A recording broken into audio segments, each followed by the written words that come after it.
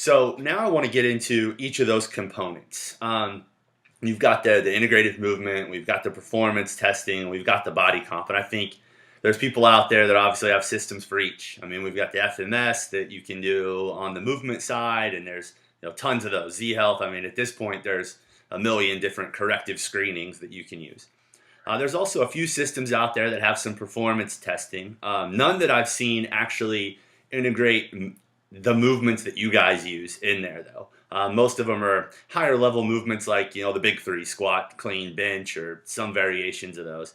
And then very few actually do body comp. I think people do that in assessments for fat loss training anyway. But let's just dive into the integrative movement testing. And why did you guys come up with what test do you use, first of all? I mean, we don't have to go into deep detail on every one, but what test do you use and why?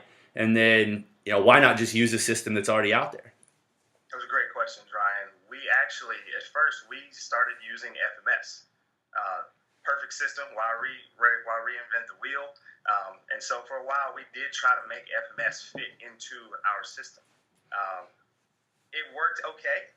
As far as getting the results from the FMS, that was no problem. But how do we make it work in group setting, in a large group setting, 20 to 30 athletes? We found that it just took too much manpower, too much time. So what we did, and we realized, like I said, that it was a little too complex for what we were looking for. We still needed to do more assessments to see if someone would be safe in our training session. So we created our own integrative movement assessment. And the reason we wanted to be more integrative is because, like I said, the type of movements that we're doing in a training session. So we created 3 different ones. Just to give you a little overview, they progress how they would progress in a training session. So that's what's perfect about it. So we start everyone at a regressed model or movement pattern, and then you progress through. So we have a push-up plus, where we have a push-up, we have single leg push-up in there with a little shoulder retraction. Then we have an overhead press with a dowel rod, and then into an overhead squat. Then we also have a hinge pattern, a hinge with a reach and a T rotation. So you start, bilateral, then you start, go unilateral. So we have those 3 parts of the integrative movement. And like I said, it's very quick. We can do this in a group setting. We actually do it with every new athlete that comes in on every Saturday. And so it's a perfect system that one coach can work a large group of athletes through and still get quality out of it. So that's the integrative movement component. That's awesome. I mean, you explained that, and I was running through movement patterns in my head, thinking, okay, what's this covering? Is it missing anything? And you literally hit everything. I mean, you hit thoracic mobility and hip movements, hip mobility, ankle mobility. You hit all of that as you progress somebody through. I think that's awesome. And coming up with a system that's really easy to use is really important, because what I think is, with a lot of the assessment systems, the FMS is great, like you said. I mean, there's nothing wrong with it if you're really skilled at using it. Gives you the information you need, and basically all I want to see is, are we testing something? Are we assessing something to gauge? Is the program we're putting in place helping someone improve? And I think that your simple system does that. I think the big factors, I mean, there's always like hip mobility and thoracic mobility. Those are kind of the 2 that everybody needs, that most general population clients come in, and you guys tackle that. So that's awesome. How fast do you progress somebody through that? What do you see? Do you start everybody out when you assess someone in this integrative setting? You said you needed something to do it in groups, so you're assessing people in large groups, I'm assuming. Tell us how you get people started on that.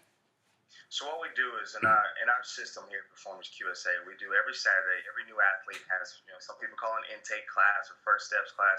We do what we call a training camp, because of our athletic model. You got to go through training camp before you quote unquote make the team. And so we do it in groups of 15, sometimes 20 to 25 athletes. We have one coach that can take our athlete through the entire athletic analysis, and that's what happens. But as far as the integrative movement component, it's very easy to take a group of athletes through it. So, like I said, we start everyone in the regressed form, and then the coach will go one by one down the line, gives a general instruction to the whole group, and then we'll go one by one down the line, have the athlete scored, and if the athlete does not pass that particular part of the movement screen, then they score themselves, and then he moves on to the next one. So those that were not already scored are still, quote unquote, in the game, if you will, and they will progress through the exercise and the movement pattern. and then you keep on working through it until everyone has been scored. So it works very quickly, very easily, and you only have to work with the athletes that are still, quote unquote, like I said, in the game after you have gone through the whole group. So those 3 tests have about 2 to 3 patterns within each test, and so it happens very, very quickly.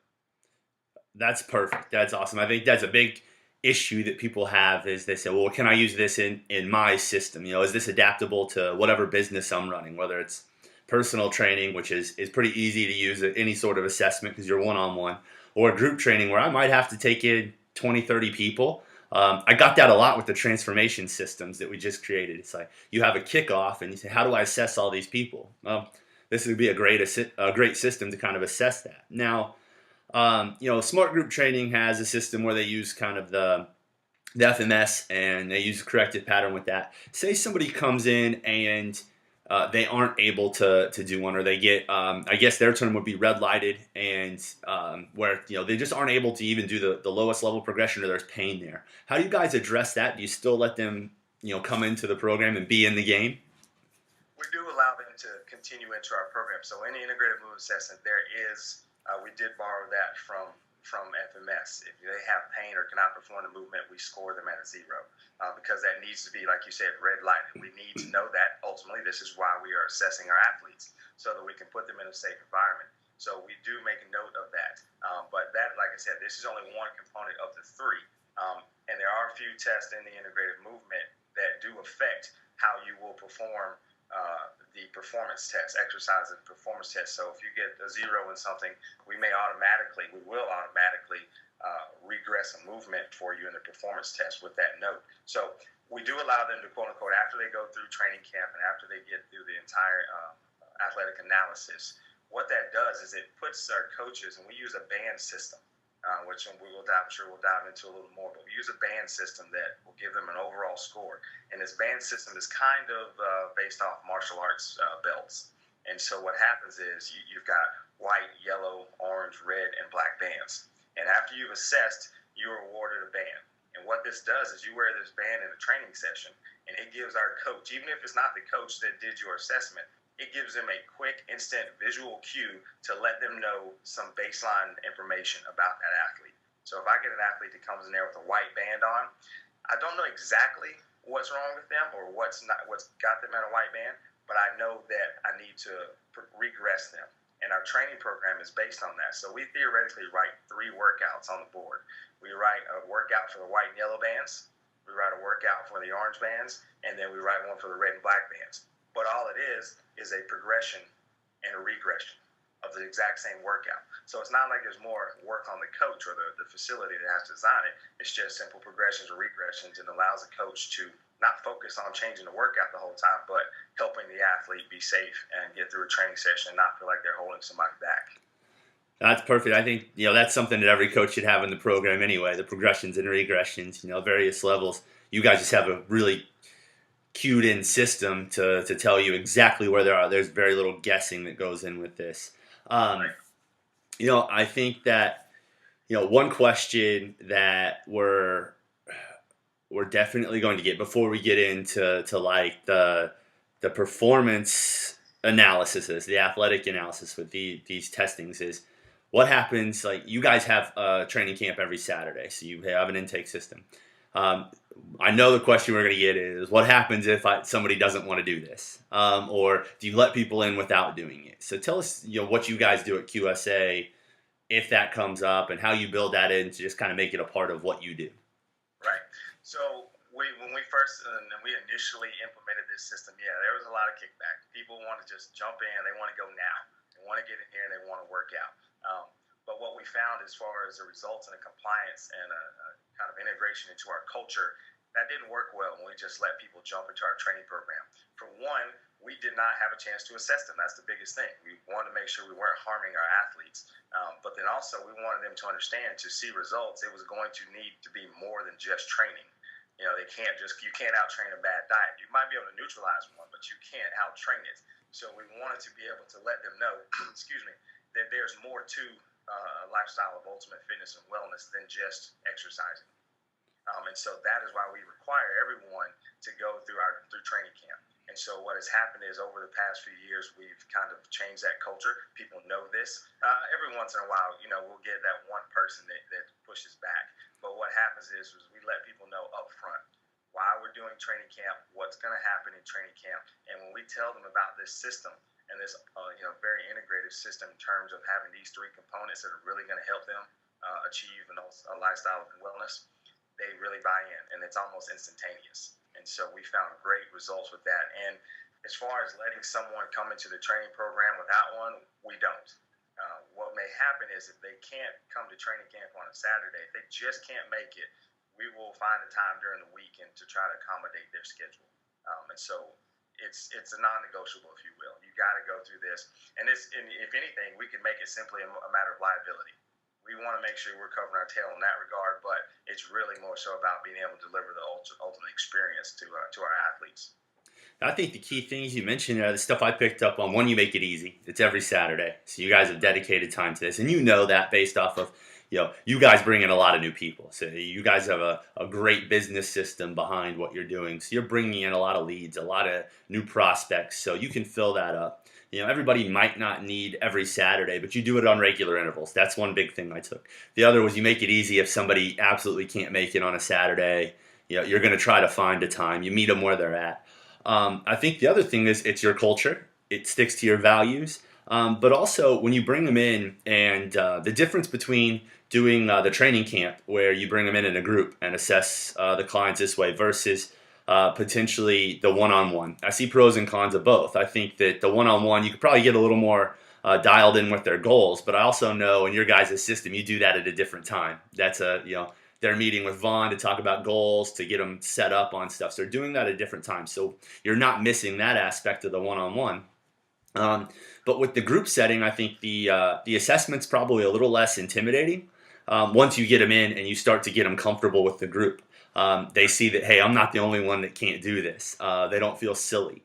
And also the components of your assessment in the movement system there, the integrated movement piece, they're all stuff that they probably recognize as exercises. It's not like a weird setup of an assessment where they really don't understand what they're going through. It's a push-up, there's a squat, there's things like that, there's a press. They understand that that's part of a component, so they can see how that gets better.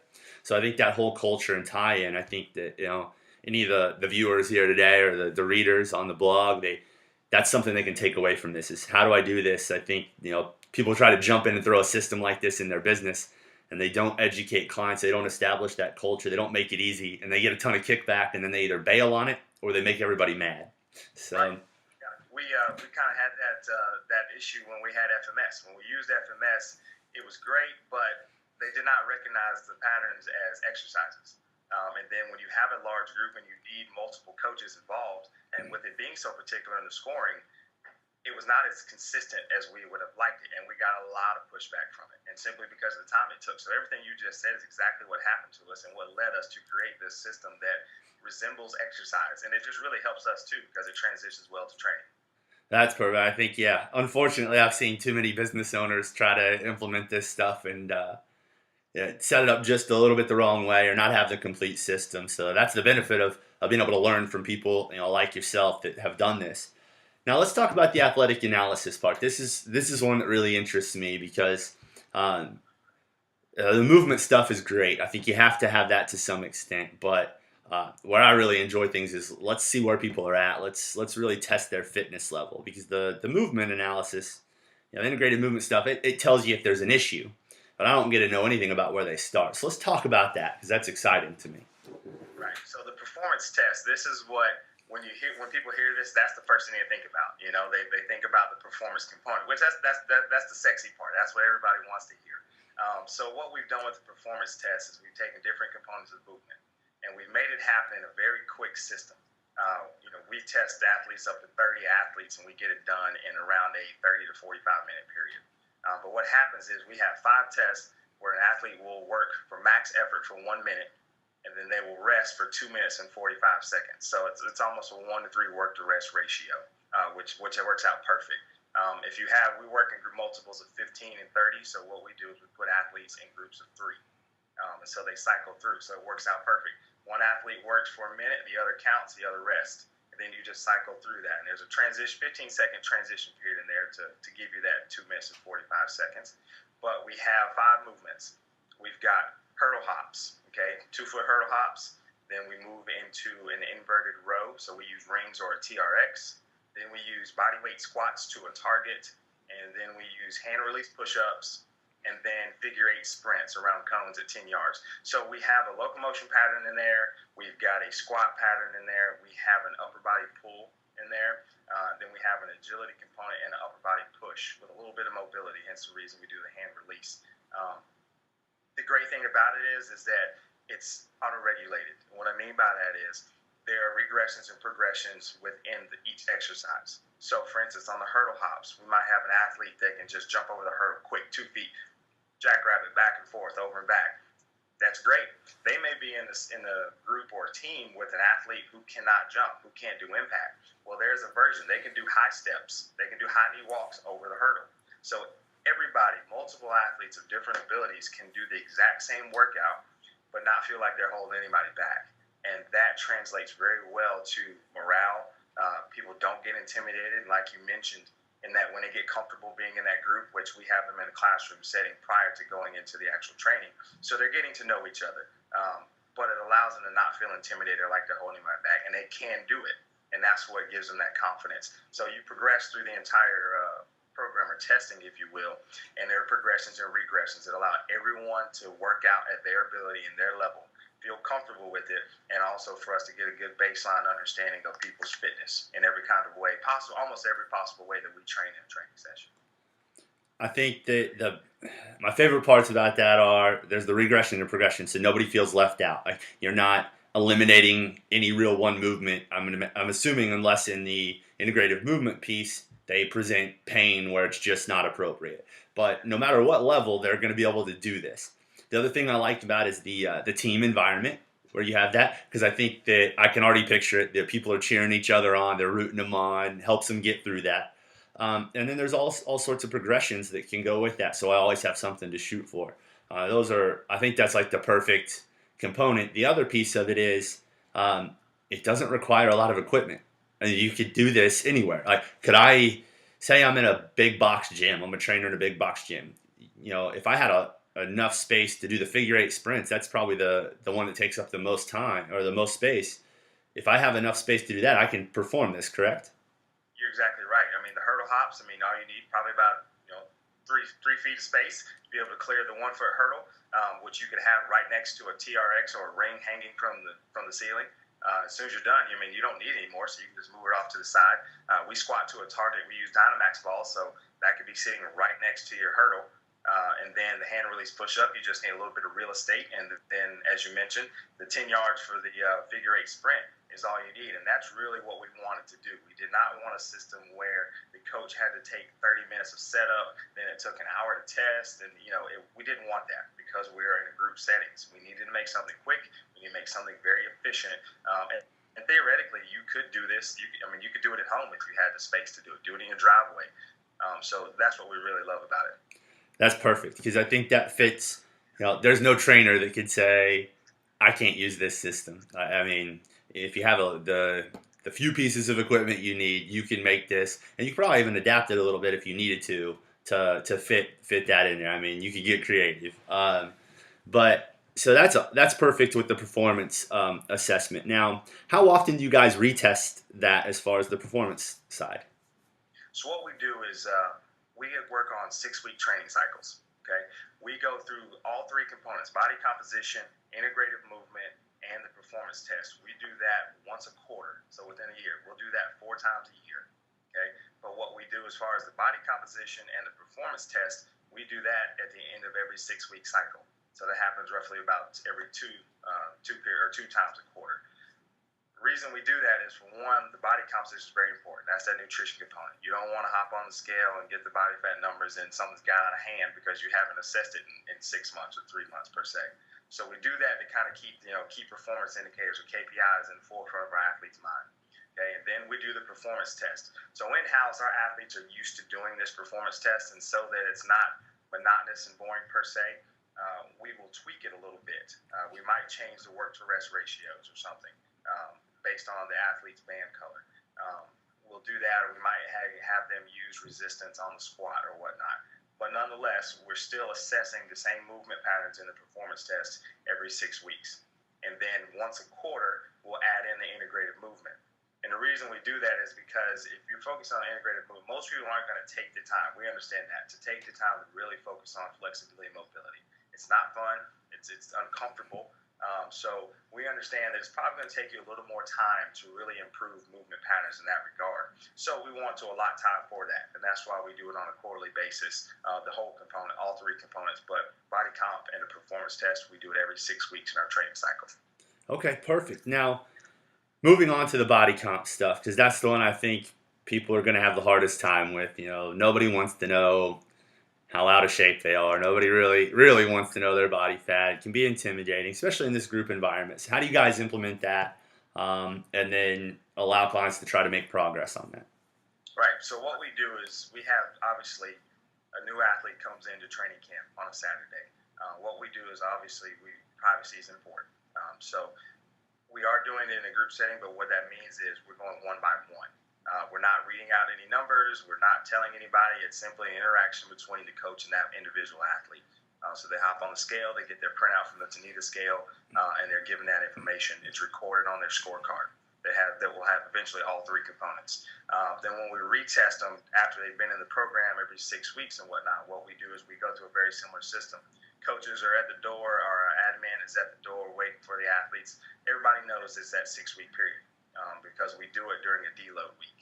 What we've programmed in there. So the athletes know during that deload week, that's when we're going to do the body composition integrated movement. A little less strenuous, so we kind of taking the load off the body. So they know when they come in, they're going to hop on that scale real quick. So that's very, very important. So athletes will do that. And then we do that in a training session right before. So that's how our athletes get into that body composition component. Okay, perfect. Do you get kickback on that with athletes wanting to do it? At all, kind of like the movement assessment. Do you ever get kickback? We used to. Now people are, actually now people are coming to find us to get on the scale because they have been aware of it. And then we also have a component that, that's not so much part of the athletic analysis in terms of what we offer, but at QSA we have a nutrition coach on staff. So that's part of our culture, and that's what really assists this system very well. Now, everybody doesn't have that nor wants that, so they may not have that same thing. But because that is here in our facility, we find that our athletes are really do like it. And then we do have people. To be honest, we do have people that know it's coming, the whole testing and everything, and they'll try to skip out. They know it's coming and they won't show up. But I think everybody probably has that. We would love to have a great 100% participation rate, but it's probably closer to high 90s to tell you the truth. Hey, you can lead a horse to water, but you can't make him drink all the time. So I think part of it is just the culture. I've handled this a lot with clients. And when you have this whole system that comes together with the 3 parts and you just kind of build it in that this is what we do. This is how we do things here. You don't have to make the body composition or the weight, any sort of weight checks or anything that you're doing that regards that as a big deal. It's just, that's part of what we do. I need this information so I can help you. And if we don't want to make it a focal point of your training, we don't have to. And I do the same thing with transformation contests. How do you get everybody to take pictures, before pictures? We just really didn't make it an option. It just was what you did. And it's a cool thing about the group setting is you get a few people to buy into it and they see others doing it. There's a little bit of that peer pressure. They'll go along with the crowd, even if they were a little uncomfortable at first. So I think, when you make it a part of your culture, you make it a part of what you do. It's our system. And then also not, bringing it up if that's not something that client wants to focus on. That's okay if they don't want to focus on this phase. You may recommend it. If they don't want to, you don't have to make it a big deal. I think that we get to control that, how that's relayed as the coach and the trainer. So that's perfect.